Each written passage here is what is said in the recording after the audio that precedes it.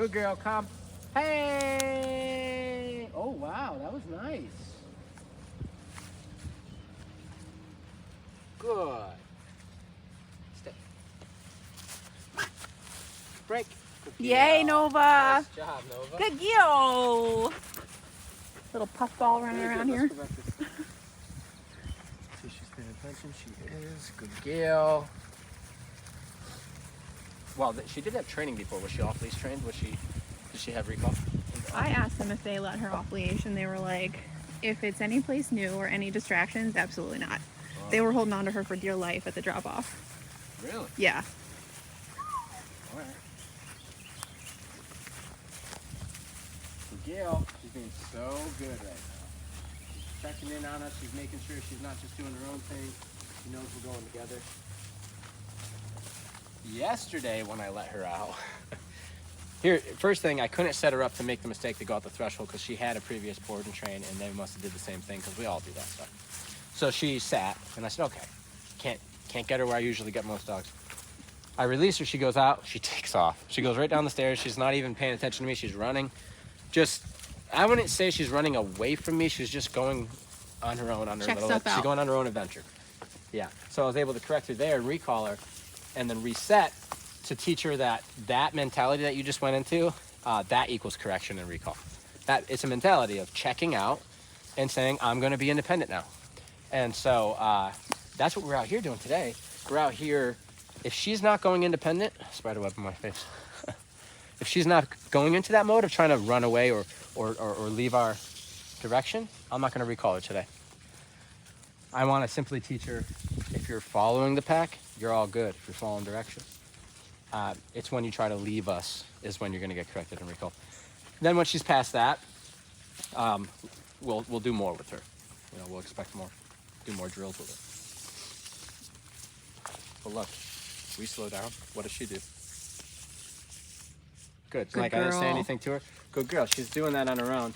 Shook off. Got a good girl. So those are those little things we're looking at first. Now, if she kept going because she's not paying attention, which would have happened yesterday, I would correct her when she got a certain distance and recall her just to start teaching her the etiquette of how to travel with the pack without being in a command.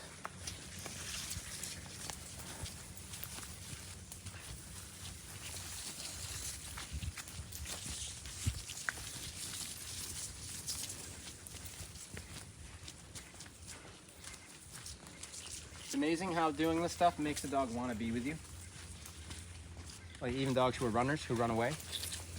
You start allowing them to run away by using a long line, correcting them for running away and recalling them, and only doing that while they're trying to run away for a few days, they stop trying to run away. And in fact, if you reward them for hanging around you, give them little pats on the head and stuff, you can get a dog who was once a runner to be right here with you, not interested in running away.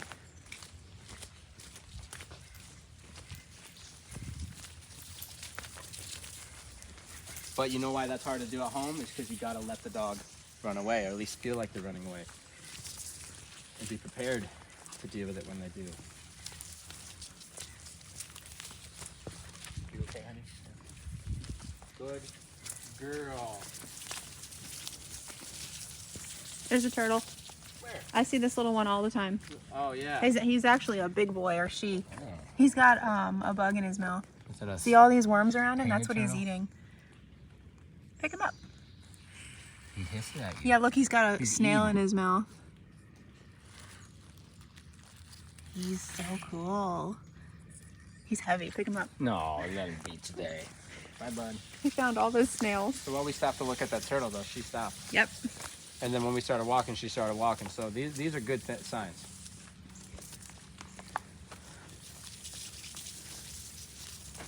Yeah, that guy's in the same spot almost every. He's there consistently. Good He must eating. be. Good eating. I think he comes up here and eats, and then he might hang down in that water. Down Yep. there. He's covered in food. His food is crawling on his back. I know. He's got snails all over the place. He's like, I don't even need a catch. Don't come to me. Just pretend I'm a rock.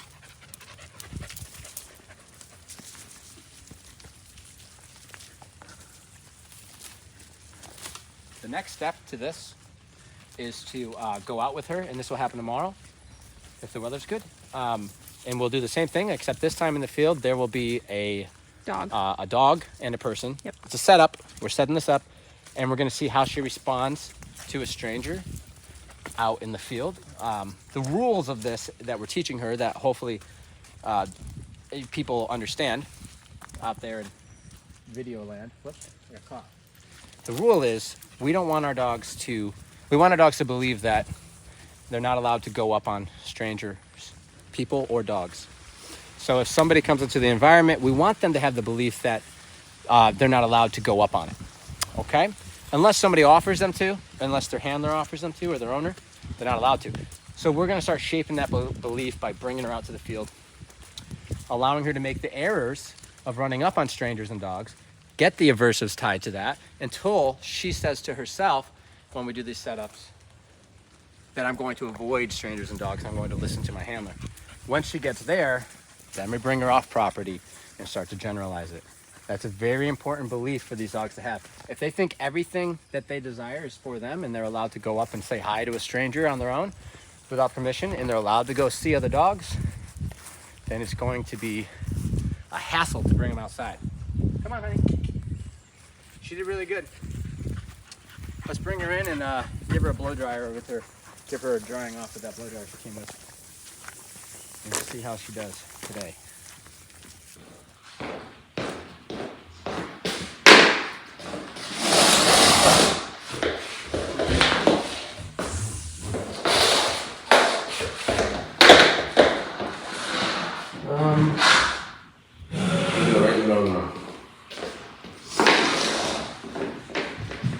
Come. Hey, good girl. Hi. Hi, baby. Oh, that's very nice. Good girl. She's got stuff on her from her hike. I don't know what that is. Got a baby wipe. Got a groomer anyway. Good girl.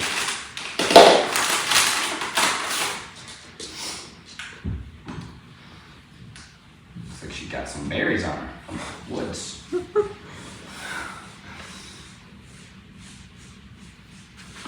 Okay. Sorry, honey, you got something on you.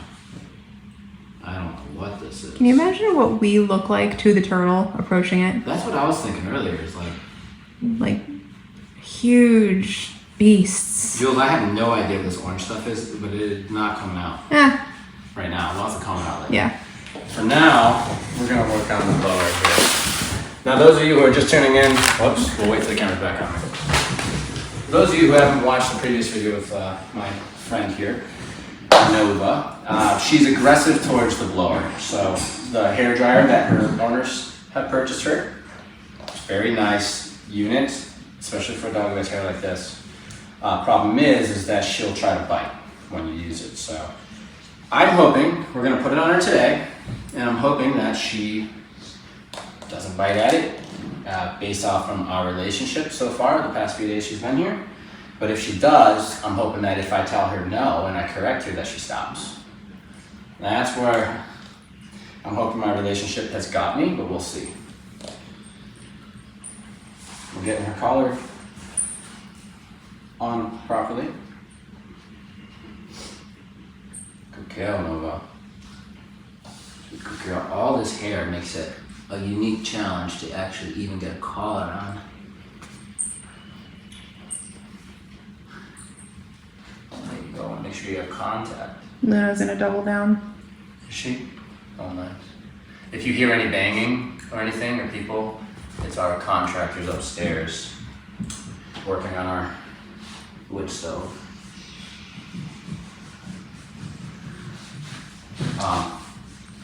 Okay, I think I have good connection.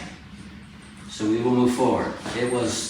It's going to be a little bit of a process getting her collars on, because you want to make sure you move the hair out of the way, and that the unit is actually resting on the skin.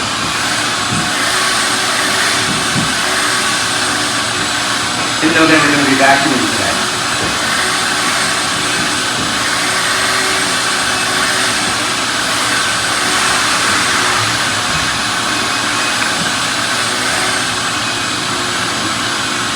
All right, Unfortunately, that sound, yeah, I'll wait for that to go because I want this sound to be the beginning of our process.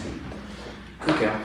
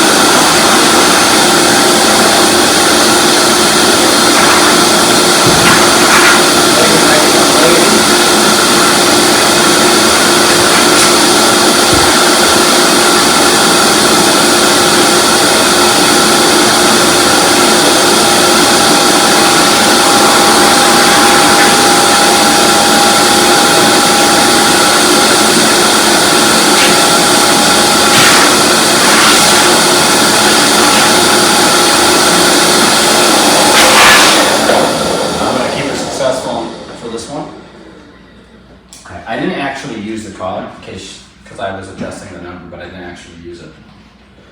That was much better than the first time. Good girl. Break. Yeah, Nova, good girl. Interesting thing is that I didn't work on that to get that necessarily. I'm not saying that you can't. I had other conversations with her that led to confrontation, which led to conflict, which led to her submitting to me. Okay? So now she sees me differently. So when I brought this back, she acted different. Even though I hadn't done any work between the first time I did it and she was biting at it, and the second time and she's not biting at it. This is relationship, and it's also a dog she's in my pack now, right? She sees herself in a different position than she's seen herself in her pack. In her pack, if she was higher enough up, she feels she's entitled to correct you, right?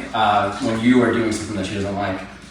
That's a dog who's either equal or above, okay? Subordinates aren't going to correct you, right? Because they know if they try to correct you, you're going to put them in their place. You've created that subordinate so they know that you're capable of it, so they don't really mess with you. If they think that they can intimidate you, then you're not above. Because as soon as they can use that, or just flip out and like win, it's over. And then she learns she can do that, and then she uses that, okay?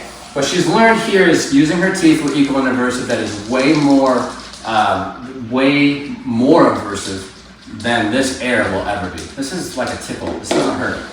But it's different and it's strange and it's loud. But biting at it is more aversive and uncomfortable than just letting me do it. So that's how we initially get rid of the bite. But then over time, she's actually relieved that there's no correction. And that she says, oh, in the absence of that correction that she had for biting, this isn't so bad. This isn't so bad. This isn't so bad. I actually kind of like this, right? But without giving her that contrast of a very powerful correction or aversive for biting, we can't get past it. She's just going to keep biting. Biting gets this to go away. So biting works. If biting is successful, I use biting. If biting is unsuccessful, I stop biting. That's what it is. Now, she's been doing it a while though. Doesn't mean I can't be doing this for a little bit and then all of a sudden she just slips up and takes a snap at it. I'm looking to push that out of her, right? I'm looking to make sure all those bites are gone. But right now she was actively trying to not bite this. You've seen if I put it right here, she'd turn away from it. Put it over here, she'd turn away from it. Before, she'd look at, right? She'd engage with it. The airflow. She really wants to go after the airflow. Okay? A little bit more.